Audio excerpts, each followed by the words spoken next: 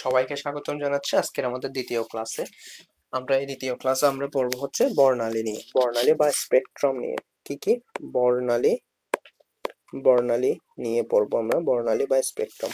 বর্ণালী জিনিসটা হচ্ছে আমরা গত ক্লাসে হালকা পাতলা ধারণা দিয়েছিলাম।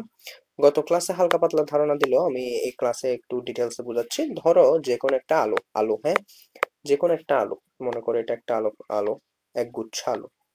আলো তো আর একা আসতে পারে না, গুচ্ছ আকার আসে আর কি। হ্যাঁ, ধরো এটা হচ্ছে আমার এক গুচ্ছ আলো, এখানে আমার এক গুচ্ছ আলো আসলো, এটাকে আমি কালার করে দিই। হ্যাঁ, এক গুচ্ছ আলো আসলো আমার। এক গুচ্ছ আলো আসার পরে দেখো, এই এক গুচ্ছ আলো যখন, এক গুচ্ছ আলোকে যখন আমি কোথায় রাখলাম, এক গুচ্ছ আলোকে আমি প্রিজমের মধ্যে রাখলাম। হ্যাঁ, এখন প্রিজমটা দেখতে তো সাদা, তাই না? তো এখানে সাদা রং দিলে সেটা বোঝা যাবে না, সেই জন্য আমি এটা দিলাম। এই এক গুচ্ছ আলোকে যখন প্রিজমের মধ্যে প্রবেশ করাবো, ধরো এটা একটা পর্দা। হ্যাঁ, এখন এই প্রিজম থেকে যে আলো বের হবে সেটা একটা লাল, একটা হলুদ, একটা কমলা, একটা বেগুনি, এভাবে এভাবে এভাবে আলো বিচ্ছুরিত হতে থাকবে। হ্যাঁ, আলাদা আলাদা ভাবে বের হবে আর কি। হ্যাঁ, বুঝা গেছে? আচ্ছা, এটা হচ্ছে আমার বর্ণালী। কোনো একটা আলোক রশ্মিকে, একগুচ্ছ আলোক রশ্মিকে যখন প্রিজমের মধ্যে আমি প্রবেশ করাবো, তখন সেটি বিভিন্ন আলোতে বিভক্ত হয়ে যাবে। সেটা হচ্ছে কোন কোন কালার পাওয়া যাবে, কোন কোন কালার পাওয়া যাবে সেটা হচ্ছে আমার কি বে, নি, আ, সহ, কলা। হ্যাঁ, তার মানে কি বেগুনি, নীল, আসমানি, সবুজ, হলুদ, কমলা, লাল। ঠিক আছে, বেগুনি, নীল, আসমানি, সবুজ, হলুদ, কমলা, লাল, এই রংগুলো পাওয়া যাবে। আসলে পরমাণু কখন বর্ণালী বর্ণালী বিচ্ছুরিত করে, হ্যাঁ, আমার সেটা জানা লাগবে প্রথমে। সেটা তো আমরা অলরেডি জানি। কি জানি আমরা? আমরা অলরেডি জানি যে হচ্ছে পরমাণু একটা স্থিতিশীল, কালারটা চেঞ্জ করে একটু, মনে করো কোনো অস্থিতিশীল একটা পরমাণু, এটা একটা মনে করো একটা অস্থিতিশীল নিউক্লিয়াস, এই নিউক্লিয়াসটা কি করবে?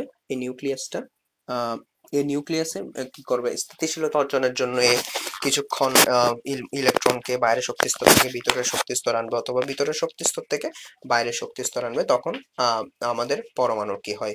বাইরের শক্তি স্তর থেকে যখন উচ্চ শক্তি স্তর থেকে যখন নিম্ন শক্তি স্তর আনে, তখন সেখানে আমার আলোর কি হয়? বিকিরণ হয়, তাই না? আলোর বিকিরণ হয়। হ্যাঁ, আচ্ছা, এখন আলোর বিকিরণ, মনে করো এই জায়গা থেকে আমি এই জায়গায় আনতেছি, এখান থেকে এখানে আনতেছি, তখন সেখানে আলোর বিকিরণ হবে। আর মনে করো এখান থেকে এখানে নিয়ে যাচ্ছি, মানে এখান থেকে এখানে নিয়ে, তখন আলোর শোষণ হবে। হ্যাঁ, এখন এই শোষিত বা বিকিরণ, এটা জিনিসটা হওয়ার ফলে আসলে ঘটে কি? আচ্ছা, ঘটে কি সেটা আমরা একটু একটু পরে জানবো। তার আগে আমাদের জানতে হবে যে হচ্ছে আমাদের যে তোমার কি আছে, আমাদের যে আহ কি ওই যে বর্ণালী বলতেছি আমরা, পারমাণবিক বর্ণালী যেটার কথা বলতেছি, পারমাণবিক বর্ণালী, পারমাণবিক বর্ণালী। হ্যাঁ, এই পারমাণবিক বর্ণালী যেটা আছে সেটা হচ্ছে আসলে দুই প্রকার। কয় প্রকার? দুই প্রকার। কি কি কি কি ফার্স্ট ওয়ান, সরি, এই যে পারমাণবিক বর্ণালী না, এটা আসলে বর্ণালী, এটা পারমাণবিক বর্ণালী না, আসলে বর্ণালী হচ্ছে দুই প্রকার। এক, পারমাণবিক বর্ণালী, পারমাণবিক, হ্যাঁ, পারমাণবিক বর্ণালী। তারপরেরটা হচ্ছে কি? তারপরেরটা হচ্ছে আলোক বর্ণালী। তারপরেরটা কি? আলোক বর্ণালী। তাহলে একটা হচ্ছে পারমাণবিক বর্ণালী, আরেকটা হচ্ছে আলোক বর্ণালী। পারমাণবিক বর্ণালী জিনিসটা কি? প্রথমে আসো, পারমাণবিক বর্ণালী জিনিসটা কি? হ্যাঁ, পারমাণবিক বর্ণালী জিনিসটা হচ্ছে আসলে কোন একটা, ধরো এটা এটা একটা অস্থিতিশীল নিউক্লিয়াস, এটা একটা কি অস্থিতিশীল নিউক্লিয়াস। এই নিউক্লিয়াসের, অস্থিতিশীল নিউক্লিয়াসে ধরো কোনো একটা ইলেকট্রন আছে প্রথম কক্ষপথে, এই এই জায়গায় একটা ইলেকট্রন আছে। এই ইলেকট্রনটাকে এই ইলেকট্রনটা স্থিতিশীলতা অর্জনের লক্ষ্যে প্রথমে বাইরে গেল, মনে করো বাইরে গেল, প্রথমে ও মনে করো এই জায়গায় গেল। হ্যাঁ, এই জায়গায় গেল, যাওয়ার পরে, এই জায়গায় যাওয়ার পরে যদি স্থিতিশীলতা অর্জনের পর সে যদি আবার ব্যাক করে, ধরো আবার ব্যাক করছে, তাহলে এখানে স্থিতিশীলতা অর্জনের পর যদি ব্যাক করে, তাহলে উচ্চ থেকে নিম্নতে আসতেছে না, আবার সে উচ্চ থেকে নিম্ন শক্তি স্তর আসতেছে না, উচ্চ থেকে নিম্ন শক্তি স্তর আসতেছে। তাহলে আসলে এখানে কি ঘটে? সেখানে আলোর আলো কি ঘটে? বিকিরণ ঘটে। আলোর কি ঘটে? বিকিরণ ঘটে। এখন এই বিকিরিত শক্তিটাই হচ্ছে আমার কি? পারমাণবিক বর্ণালী। বিকিরিত শক্তিটাই হচ্ছে কি? পারমাণবিক বর্ণালী। আমি আবার বলি, ধরো কোনো একটা মৌল প্রথমে নিম্ন শক্তি স্তর থেকে উচ্চ শক্তি স্তরে গেল, আবার উচ্চ শক্তি স্তর থেকে নিম্ন শক্তি স্তরে চলে এলো, স্থিতিশীলতা অর্জনের পর আবার চলে এলো। এখন এর মধ্যে যে শক্তিটা আছে স্থিতিশীলতা অর্জনের পরে, আমি আগেই বলছিলাম, গত ক্লাসে বলছিলাম যে কি, ধরো তোমার মাথা গরম হয়ে গেছে হঠাৎ করে, কিছুক্ষণ পর তোমার মাথা ঠান্ডা হয়ে যেতে পারে, কিন্তু সেটার ইফেক্ট কিন্তু তোমার মাঝে রয়ে যাবে। হ্যাঁ, তোমার মাঝে রয়ে যাবে ইফেক্টটা। ওই ইফেক্টটা ওই ইফেক্টটা তোমার মাঝে যেমন রয়ে যাবে, পরমাণুর মাঝেও রয়ে যাবে, যে ও প্রথমে কি ছিল? অস্থিতিশীল ছিল। অস্থিতিশীল। হ্যাঁ, ও প্রথমে ছিল যে অস্থিতিশীল, সেখান থেকে ও স্থিতিশীল হওয়ার পরও কিছুক্ষণ ও কিন্তু পাগলামি করবে। পাগলামি মানে হচ্ছে ও অস্থিতিশীলের মতো আচরণ করবে। তখন ওর মাঝে যে শক্তিটা জমা হবে, ওর মাঝে যে শক্তিটা থাকবে, হ্যাঁ, সেটার দরুন ও কি করবে? উচ্চ থেকে নিম্নতে ইলেকট্রন আবার পাঠাই দিতে চেষ্টা করবে। উচ্চ থেকে নিম্ন শক্তি স্তরে যদি যায়, তখন আলোর কি ঘটবে?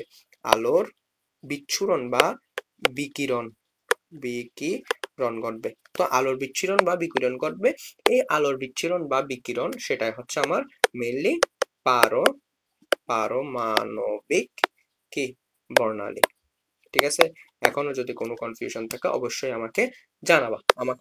তোমরা জানাবা। আচ্ছা, এরপর আসা হচ্ছে আমাদের আরেকটা জিনিস, আলোক বর্ণালী। হ্যাঁ, আলোক বর্ণালী। আচ্ছা, আলোক বর্ণালী জিনিসটা কি? আলোক বর্ণালী জিনিসটা হচ্ছে রিয়েল বর্ণালী যেটা আছে সেটা বর্ণালী। আমরা বর্ণালী কাকে বলে বলছিলাম? বর্ণালী বলছিলাম যে হচ্ছে কি, কোনো একটা আলোক রশ্মিকে, মনে করো এটা একগুচ্ছ আলোক রশ্মি, এই একগুচ্ছ আলোক রশ্মিকে আমি কি করলাম? মনে করো প্রিজমের মধ্যে চালনা করলাম। কিসের মধ্যে? প্রিজমের মধ্যে। প্রিজম, মনে করো এটা, এই জিনিসটার নাম দিলাম আমি প্রিজম। প্রিজম। হ্যাঁ, প্রিজমের মধ্যে যদি চালনা করে, এই জিনিসটাকে মনে করো, এটা হচ্ছে মনে করো পর্দা একটা, আমি জাস্ট পর্দা দিলাম। হ্যাঁ, দিলে কি হবে? এই আলোক রশ্মিগুলো এভাবে বিচ্ছুরিত হইতে থাকবে, এভাবে বিচ্ছুরিত হবে, এভাবে বিচ্ছুরিত হবে, বিভিন্ন কালারে বিচ্ছুরিত হবে।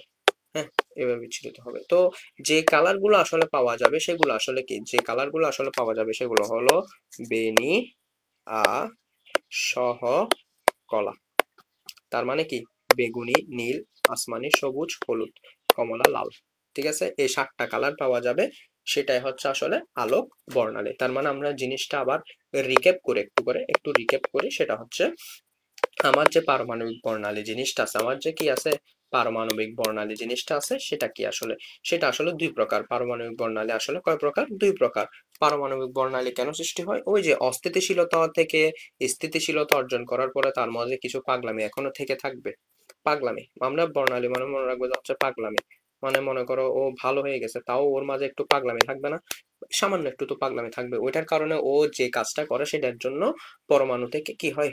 আলো বিচ্ছুরিত হয় বা বিকিরিত হয়।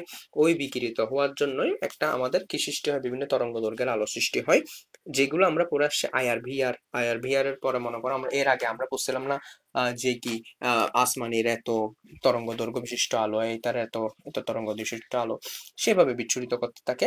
এই জিনিসটাই হচ্ছে আমার মেইনলি হচ্ছে বর্ণালী। ঠিক আছে, যে তরঙ্গ দৈর্ঘ্য বিশিষ্ট বিচ্ছুরণ করে সেটাই হচ্ছে আমার বর্ণালী। ঠিক আছে, ওকে।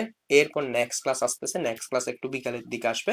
তো সবাই ভালো থাকবা, এই ক্লাসটা পর্যন্ত করে নেবা, বিকালের দিকে আরো 2-3টা ক্লাস আসবে। সবাই ভালো থাকবা তাহলে। ধন্যবাদ সবাইকে।